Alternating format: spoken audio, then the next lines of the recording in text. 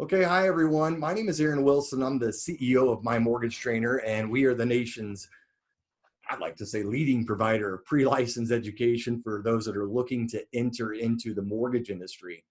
And one thing about me is I'm a firm believer of helping others improve their lives by entering this very rewarding business. But more importantly, I'm extremely in tune with making sure that I continue to nurture and support those very same people. And so today, I've got the pleasure of doing just a short interview here with my guest that you see here on camera. This is Jake. Jake is Jake Frecker. He's a whopping 24 years old. That's right. And he's a fairly newly licensed mortgage loan originator. And he actually attended our course to become an MLO. And he's just an all-around great guy. So Jake, how you doing today? Man, not too bad, Aaron. I appreciate you having me on. I think you're in Indiana, obviously, as well as I am. So we got about 3 inches of snow on the ground. So, I've been better, I guess.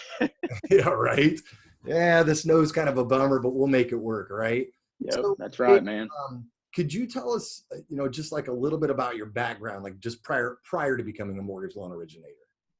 Sure. So, um, graduated high school, and like most kids, you probably didn't have a clue what the heck you wanted to do. So, I went to college and jumped into the student loan debt pool. But my dad's been in the business 25 years now as a mortgage loan originator. So, I attended a local college. I was more of a commuter based, so I pretty much lived at home. But my dad's office was on the way to my campus, so I'd go there and do homework, and obviously just throughout me sitting in the office, I could kind of hear the lingo and kind of learned and caught on to what he was doing. So I said, you know what? I said, Pop, I need to make a little bit of money, man. What do you think about me helping you out? I'll be your office intern, run and get you coffee and whatnot. So he obviously he took me and ran. So Awesome. I think I served as his kind of LOA, loan officer assistant, for a couple of years before I truly got licensed while I was finishing up college. But I was obviously I was obviously in a unique scenario, having my dad kind of there to hold my hand through Sure. it all. For sure. That's the thing about this industry is like, every one of us that got in this industry, somebody took a chance on us, man. Somebody took a chance. So No doubt. that's what everybody needs is just a chance. And so how long have you actually been an MLO, a licensed MLO? It'll be 3 years next month. Yeah, 3 years in March. So I'll have Okay. had my license 3 years. Okay.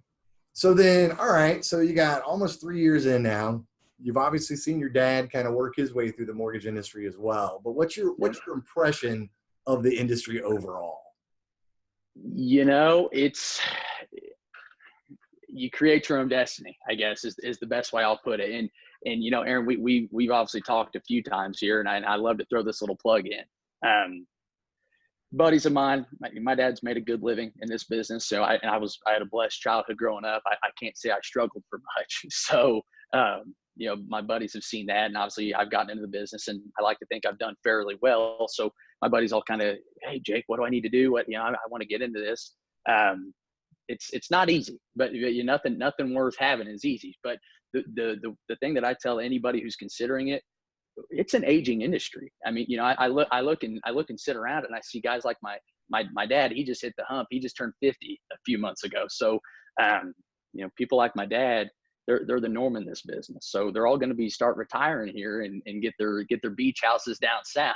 And guess who's going to be left? That's right. Little Jake Frecker, the little guy. So, and I think I'm the youngest MLO in our company, and we're a little bit smaller company, but this kind of gives you an idea. It's an aging industry, but the ability to create your own destiny and truly, basically set your own expectation, in my mind, is huge, and that's why I've stuck with it, because That's there's awesome. definitely some times where you want to you want to jump off a bridge, but there's times Sure. you're like, man, oh man, I wouldn't trade it for the world. So Yeah, and that's probably with any industry, whether you're plugging a piece into a part going down a conveyor belt or not. It's like, oh wow, no, I'm yeah. doing this. It's funny you say that about the age thing because the average age of an MLO right now is 54 years old on a national level. So you're absolutely right. Getting fresh people into this business right now to establish those relationships with each other is so important. So here's the thing, many people who will end up seeing this this interview between you and I, they're looking to start a career in the mortgage industry, right? So what they've got is probably the same questions you had coming in, like what the big one is, like, what kind of money can I make, right? Is it really a rewarding career? And because the thing is like, I'm asking you this because people don't just want to take my word for it. I'm the instructor. Of course, I think highly of my mortgage trainer and the fact that we can help these people. But I get also the benefit, I think, of seeing so many people grow in this business that, as much as I'd like to say that, you should just take my word for it. I think that for me, it'd be better for you to kind of explain your thoughts on that. So when we met up the other day, we had lunch, and you told me you had a pretty fantastic start to your year. So can you give me an idea of how many transactions you're closing per month?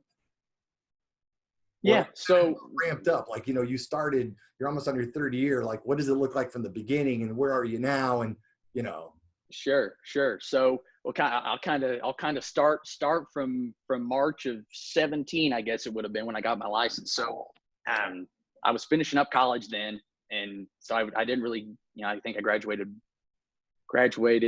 in May. So I really didn't start originating much. I had my license, but I didn't want to go out and start pounding the pavement until I really had a better grasp on what I was doing. So I think I closed my first loan in August of that year. And I think so, in 4 months I did basically 15 units, which I was pleased with. I mean, again, I was tickled, man. I was still just fresh out of college. I was okay with that.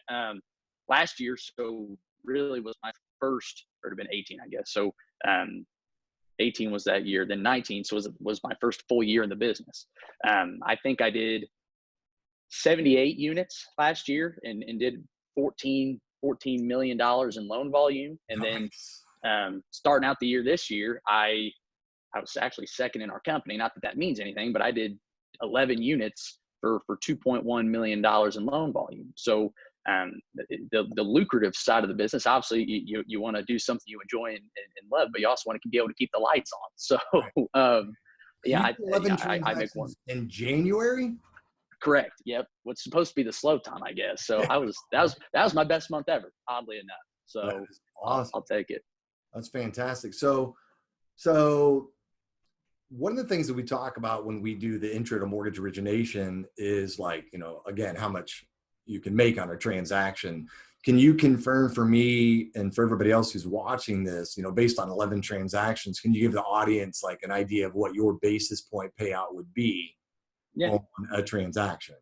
Yep. So I make 1% of every loan I close, essentially. So, you close a $200,000 loan, that's $2,000, right?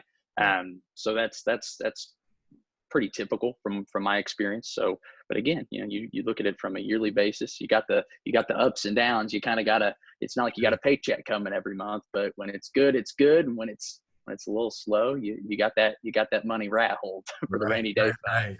And Indiana, which is where you live, our average loan size is not near as big. Like California's average loan size is like $424,000. It's ridiculous, right? You're literally making $4,000 to $6,000 per loan, which is crazy, right? But even in Indiana, I need to move west. Yeah, even in Indiana, and of course you can license in multiple states, because once you pass the exam, you've passed every single state exam, so you could license in every state if you wanted to, as long as your company was licensed there. But still, without giving up too much here, it's safe to say that you made a lot of money in January for $2.1 million in production. And I don't have to be a math whiz here to actually do the math in my head based on your percentage point here, but I'll bet you, well, you made a lot more money than most 24-year-olds did in January. You probably made more money in January than most 24-year-olds will make in 2020. It might be close. It might be close. But I think that'd be safe to say. Yeah. So can you can you just give us like an idea of what a typical day looks like for you? Like, how do you generate your business? What, if any, advice could you give to those that are thinking about entering the business? Like, if I'm just new and I'm like, well, what do you do? Yeah. So, and Aaron said it. What do you do to generate your business? Again, it's not like this is not a guaranteed paycheck job in a lot of cases. In some cases it is, but for the most part it's not. So A typical day for me, I come in the office. I'm an early bird, so I get in early, and I like to get my stuff done before the phones start ringing, because the phones start ringing and it's easy to get scatterbrained. So I get in and get my stuff done before the phones start ringing. Work on applications maybe from the day before, that sort of thing. But the clock hits 9 o'clock, and then all of a sudden I got underwriters saying, "Oh, hey, we got a fire on this deal," so on and so forth. So again, that's kind of how my morning goes. What I try to a lot of time for in the afternoons, and Aaron, I'm sure you'll attest to this. It's easier said than done in this business to have a set schedule. But what I try to do is allot some sort of time. And again, it's hard to set a certain period, but every afternoon I try to sit and I call it prospecting. How can I get more business? The majority of my business is all referral based. I shouldn't say majority. The vast majority is referral based. So referrals, who they come from. My top one's probably real estate agents. Real estate agents are my feeder source. So you kind of start there. How do you connect and get them to send you business, right? And the way I think about it is every realtor's probably got 20 of me coming to them with their hands out saying, "Feed me," right? So I try to sit and think about what can I do that's different to make me stand out, because for the most part, every MLO offers the same things. We all do the same kind of programs. And so nobody's going to have anything that knocks your socks off. So it really comes down to the relationship, right? And do they like you? Are you personable? You real? You're going to treat them right and take care of them. And I like to think that's why I've been able to maybe excel a little bit quicker in this business than some others, because I truly take pride in mending that relationship and making that realtor feel like they're my only agent I get business from. But, and obviously I built it on get multiple realtors, get 20 realtors who send you 2, 3, 4, 5 deals a month. That way you're spread out. But I like to try to do a good job of keeping everybody at the top of my list, if that makes sense. Right. Make them feel like they're sitting on a throne. But outside of realtors, Aaron's got a great program, that Cheddar Stacks program, where you expand to multiple platforms, because just because you're a residential MLO doesn't mean you have to target realtors only. I mean, financial planners and insurance agents, so on and so forth, family and friends. You can never know too many people in this business. And Aaron's Cheddar Stacks program really is it's a great concept, great platform, because it gets your face in front of people. And I can't stress that enough. If you take nothing else from this, it's not about who it's about who knows you. I'm big on that. I got an accepted purchase agreement in front of me today because the list agent knew me, knew I wasn't a complete wacko, and knew what I was doing. So again, never met that agent in my life. I've talked to him on the phone a couple times, but again, it's all about who knows you. So again, that's what my typical day looks like. That's how I try to go about my business. And again, there's never a bad contact, I guess. Never a bad way to network. Relationships is definitely where it's at. And, Jake, thanks for mentioning the Cheddar Stacks platform. That's something certainly that we give to all of our new people that are coming in, because that's the big thing is like, you're going into your third year, you've built these relationships. Like as a brand new person, how do I hit the ground running? And the big thing is you got to build relationships. And so the Cheddar Stacks platform, of course, we put everybody into and teach them how to generate a referral-based business by targeting specific people in different industries, so that everybody that's in your group, if you will, locally, is not a mortgage loan originator, but certainly has referrals to be able to give to the mortgage loan originator, and vice versa. For example, if one of your people is an insurance agent, everybody needs car insurance, everybody needs homeowners insurance, everybody needs renter's insurance. And so he's getting all those referrals as well. So referral-based business is absolutely where it's at, because there's a lot less competition involved and salesmanship involved, because in most cases on a referral standpoint, that person that sent that person to you already has a relationship with the prospect, right? And so it makes it a heck of a lot easier, because it's like, like you need something painted in your house, and you ask somebody that and trust. You go to your best friend, you're like, "Hey man, do you know any good painters?" And if your best friend says, "Dude, this guy's awesome," then you're going to use that guy. That's the whole point of it. So yeah, thanks for that. But yeah, I would definitely put everybody into Cheddar Stacks at no charge, because that is very important, building those relationships. So 100%. If there were like anything that you could say to those who are, because there's some people that are going to watch us, they're like going to be on the fence, right? I Sure. mean, as to whether or not the mortgage industry is really a good industry to make a successful career change to or jump into as my first real career. Is there anything you could say to those people who are on the fence? And I know I'm putting you on the spot, but is there anything you could say to them or what you would say to them from your own words? Sure, sure. No doubt about it. Again, I'm a unique scenario with my dad, but my dad's kind of my mentor. So he's kind of put it in my head that you can really create your own destiny. I mean, it's sink or swim in the matter of fact that if you aren't out making these relationships, then you're not going to do very well. So it's not the easiest thing out there, but nothing is, if it's worth it. So my biggest thing is don't be hesitant to I always hear people are worried about commission based.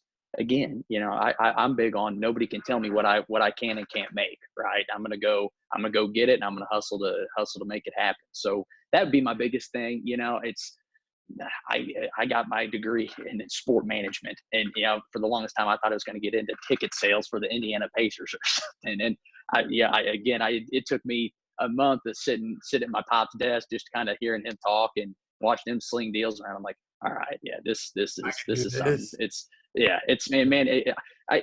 the hustle. I keep saying hustle. The hustle excites me, and I really think it's a mindset. If you just get your mindset, hey, I'm going to get it, then you'll be successful. And then the flexibility too. I mean, I don't have to be at my desk 8 hours a day. Right. And that's a big reason why people do this. I've got a 1-year-old daughter and a wife at home, and my daughter's got a dentist appointment here this afternoon, her first dentist appointment that I'm going to go to. Where else can you do that? And Right. You really don't have to clock in and clock out. Yep. Yeah. So again, that's a big reason that I like it, and why I think a lot of people take the jump. You make a good point too, because one of the things that we talk about when we do this intro to mortgage origination class is we talk about the different types of mortgage loan originators.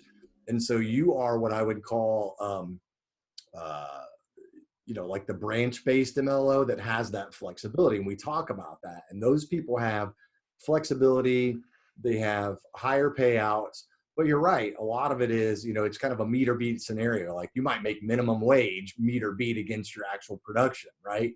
You're going to get something, but in the end, that's the most rewarding. But for some people that are on here, that might not be a choice that they can make. And some of the employers that we connect them with are actually call center based.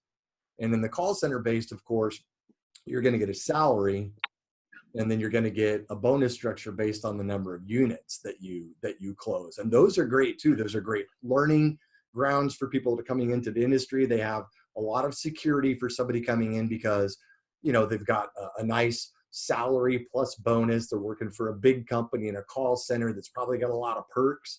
So there's give and take in each one of those areas. So I don't want to scare anybody up that's watching. It's like, wait, this is all commission based? No, it's not necessarily all commission based. Yeah. But the thing is like, if you can stomach going that route, maybe you've got a spouse that's already working and taking care of things, for the most part, and you're trying to start a career that can make you a lot of money, then sure you want to go the branch route because you're going to make the most money there. But if you're one of those people, it's like, well, I can't make that type of a leap. I'd be more interested in finding something that's more call center based and volume based, and I'll learn the business and I'll jump out from there. That's certainly another avenue that you can go as well. But overall, there's just so many ways that you can originate business or get paid for this business. But I think you and I both agree it's one heck of a business as far as an amazing career. I mean, I didn't even go to college. And I out-earned every single one of my college-bound friends my entire life. And this is how much college debt I have. And I still got a buddy of mine that just turned 50, and he's still paying student loan debt. That's ridiculous, right? You're talking about jumping in here for a maximum of $349 for 20 hours to learn a career that's going to make you 6 figures a year and have zero student loan debt. Nah, man, you just can't beat it. Sign me up. Yeah, right? Awesome. Well, listen, Jake, I really, really, really appreciate you taking the time to speak with me today. I appreciate you sharing your story with everybody. And is there anything you want to say to the people before we Nah, Aaron said it. It's worth it. I promise. If you can put your nose to the grindstone, it's worth it. I promise. So, Aaron, I think that's all I got, man. I greatly appreciate you having me on. It's been fun, man. My pleasure, man. I appreciate it very much. I'll talk to you soon, Jake. Take care. Yep. Thank you, sir.